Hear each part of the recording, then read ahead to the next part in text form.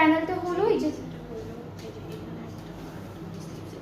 আচ্ছা ওকে, সো এখান থেকে একটা হলো দামানে দিয়েছি, একটা স্লিভসে দিয়েছি, এখান থেকেও সেম।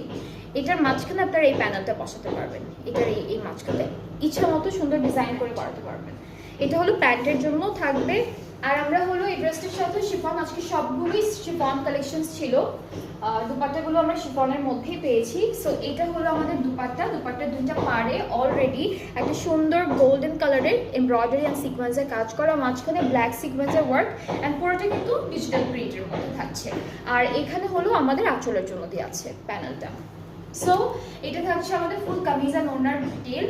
তো ট্রাউজারটা ডিফারেন্ট, ট্রাউজারটা আমি একটু পুরোটাই দেখাই আপনাদেরকে এভাবে ধরে।